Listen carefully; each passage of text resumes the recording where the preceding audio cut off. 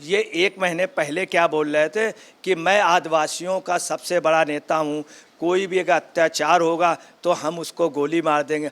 आज ये उल्टा कर रहे हैं, ये आदिवासियों के जान के पीछे पड़े हैं। अब आदिवासियों के लिए कह रहे हैं इतना इंटेलिजेंट कैसे। ये कांग्रेस के डीएनए में रहा है कि आदिवासियों को इन्होंने हमेशा छोटे, हमेशा माइनर उस पर रखा हुआ है। यही एक वजह थी कि आदिवासियों को जब ज़मीन देने की बात आई, जब उनके रोज़गार की बात आई, तो सबसे ज़्यादा विरोध किया है कांग्रेस ने। देखिए, मैं आपको बतला रहा हूँ कि ये इनका जो है, ये किसी भी सूरत में कांग्रेस का कल्चर आदिवासी को स्वीकार नहीं कर। प्रेसिडेंट को कांग्रेस के पार्टी के वर्करों ने, नेताओं ने आज तक स्वीकार नहीं किया, आज तक स्वीकार नहीं किया।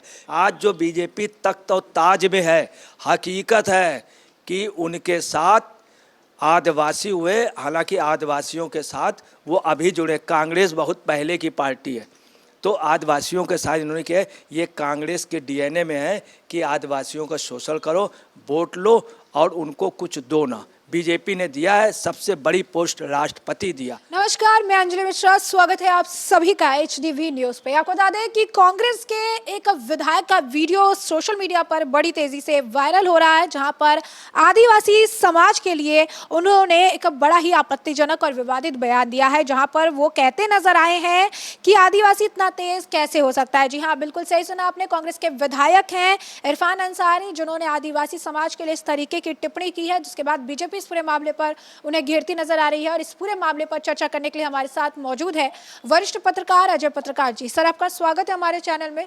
इरफान अंसारी ने जिस तरीके से आदिवासी समाज के लिए ये टिप्पणी की है, इस पर क्या कहेंगे आप?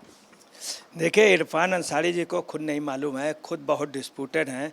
एक तरफ ये आदिवासी समाज के पहले, एक महीने भर पहले बहुत बड़े नेता बन रहे थे और इन्होंने कहा था कि मैं आदिवासी समाज का बहुत बड़ा नेता हूँ, जो भी उस पर अत्याचार करेगा उसको गोली मार देंगे हम, ये इन्होंने कहा था। अब इनकी पोजीशन ये हो गई कि ये कहने लगे कि आदिवासी इतने तेज नहीं है तो और इंटेलिजेंट कैसे हो गए, इंटेलिजेंट नहीं। मैं आपको बता रहा हूँ, हिंदुस्तान में कभी भी आदिवासी ने गुलामी स्वीकार नहीं की है। आदिवासी गुलाम नहीं हुए हैं और लोग गुलाम हुए, बड़ी बड़ी रियासतें गुलाम हुए, आदिवासी गुलाम नहीं हुए। असम में, मिजोरम में, मणिपुर में, बिहार के उसमें जो सबसे बड़ा युद्ध जो वर्ल्ड में पढ़ाया जाता, बक्सर का युद्ध, बिहार का बक्सर का युद्ध, जो मध्य प्रदेश और दक्षिण बिहार और ये बिहार का वो दूसरा प्रांत झारखंड, इन सब जगह का बक्सर स्टेट आंध्र प्रदेश तक के बॉर्डर था। बक्सर की हार अंग्रेज़ों की सबसे बड़ लंबे समय तक युद्ध लड़ा। आदिवासियों ने जितनी लड़ाइयाँ लड़ी हैं, कभी भी हार स्वीकार नहीं।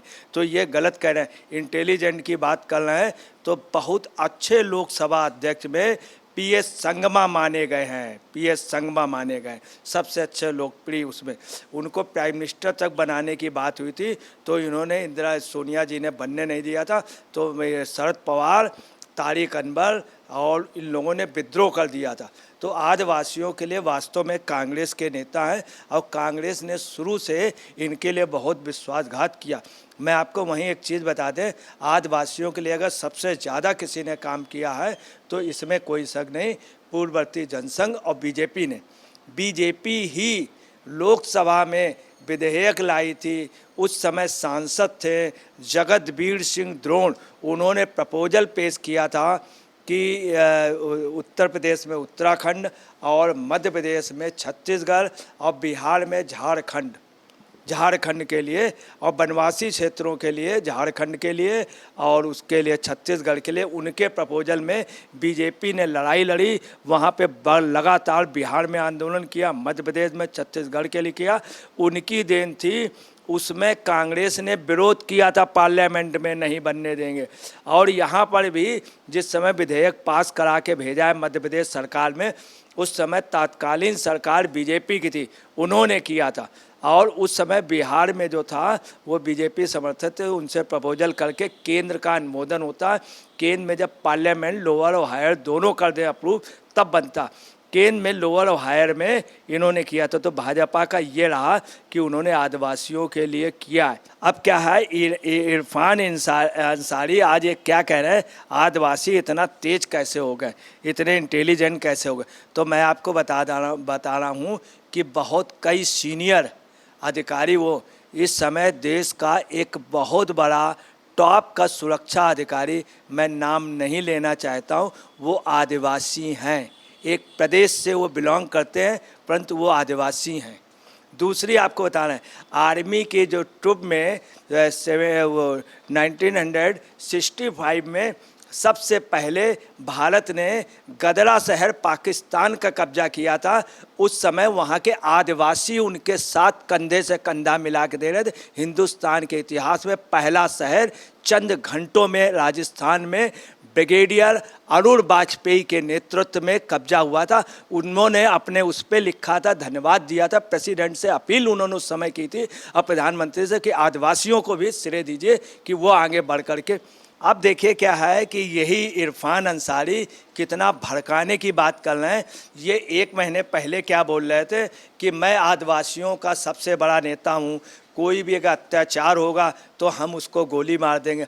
आज ये उल्टा कर रहे हैं, ये आदिवासियों के जान के पीछे पड़े हैं। अब आदिवासियों के लिए कह रहे हैं इतना इंटेलिजेंट कैसे। ये कांग्रेस के डीएनए में रहा है कि आदिवासियों को इन्होंने हमेशा छोटे, हमेशा माइनर उस पर रखा हुआ है, बहुत उस पर रखा। यही एक वजह थी कि आदिवासियों को जब ज़मीन देने की बात आई, जब उनके रोज़गार की बात आई, तो सबसे ज़्यादा विरोध किया है कांग्रेस ने। आपको ताजुब की बात बता दें, आदिवासी जहाँ जहाँ रहते हैं वहाँ पे सबसे ज़्यादा ज़मीनी संपदा है, सबसे ज़्यादा फैक्ट्रियाँ लगी हैं, परंतु कांग्रेस की हुकूमत में जो लगी उसमें उनको नौकरियां नहीं दी गई। बीजेपी ने अनिवार्यता की।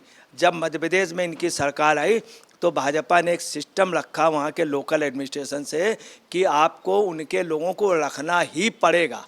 जैसा कि आप कह रहे हैं आदिवासियों के मुद्दे को लेकर, तो एक तरफ ये जो है हंगामा करते हैं संसद का जब इनॉग्रेशन होता है कि आदिवासी विरोधी है बीजेपी, राष्ट्रपति को नहीं बुलाया क्योंकि राष्ट्रपति आदिवासी है। दूसरी तरफ इनके ही नेता है कभी राष्ट्रपति कह देते हैं और अब कहते हैं कि इतने इंटेलिजेंट कैसे हो सकते हैं।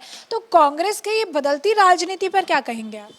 देखिए, मैं आपको बतला रहा हूँ कि ये इनका जो है, ये किसी भी सूरत में कांग्रेस का कल्चर आदिवासी को स्वीकार नहीं कर।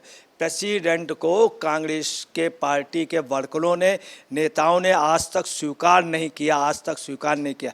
कांग्रेस के नेता अगर ये बतला दें प्रेसिडेंट से, माननीय मुर्मू जी से ये कितने बार मिलने गए, इन लोगों ने कई बार उनके लिए राष्ट्रपत्नी बोला। इनके सबसे कांग्रेस के नेता रहे सदन में, लोकसभा में, पूर्व अधीर रंजन जी ने भी बड़ा एक ऑब्जेक्शन का शब्द यूज़ किया था। इसके अलावा टीएमसी के लीडर ने, राजद के लीडर ने भी उनको राष्ट्रपत्नी कहा और कई बार उनके अगेंस्ट में बोला। इसके अलावा आप समझ लीजिए कि एक लीडर ने तो इतना बुरा बोला है कि जो हम भी कह नहीं सकते हैं टीवी डिबेट में। उनके लिए, मैडम के लिए इतना बुरा बोला था। कभी भी इन्होंने किसी आदिवासी को एक्सेप्ट नहीं किया। यहाँ तक आपको बता रहे हैं के.आर. नारायण को भी मजबूरी थी, चूँकि के.आर. नारायण को सब लोगों ने सपोर्ट किया था। इन्होंने भी के.आर. नारायण को रिटायरमेंट के बाद कोई तवज्जो नहीं दी, कोई वो नहीं दिया। आदिवासियों में तमाम लीडर टॉप के आए। करिया मुंडा जिस समय चीफ मिनिस्टर बनाने की बात हुई तो कांग्रेस ने उनके साथ ब्लफ कर दिया, नहीं तो एक बार अगर कांग्रेस सपोर्ट कर देते तो करिया मुंडा। दशरथ मांझी जो आदिवासी थे, जिन्होंने पहाड़ काट के रास्ता बनाया था, उनको मोदी ने हाईलाइट किया, बीजेपी वालों ने हाईलाइट किया। उसका उद्घाटन करने मोदी गए, बीजेपी वाले। दूसरी, वनवासियों से अगर कोई आत्मिक रूप से जुड़ा है तो वनवासी सेवा मंडल वाले, इसमें कोई शक नहीं। हकीकत है कि बीजेपी इधर 25 साल से इन आदिवासियों के पास गई, इनको धर्मांतरण से बचाया, इनको झूठे मूठे आश्वासनों से बचाया, इनको आदिवासियों को बहुत गलत ढंग से जरा सा बिस्कुट या ब्रेड दे दिया जाता था और उनको अलग अलग सभाओं में ले जाया जाता था पेड़ से। भाजपा ने उनको नैतिक वो दिया, उनको पढ़ाने। पूरे हिंदुस्तान में हर ज़िले में बिरसा मुंडा के वो हैं।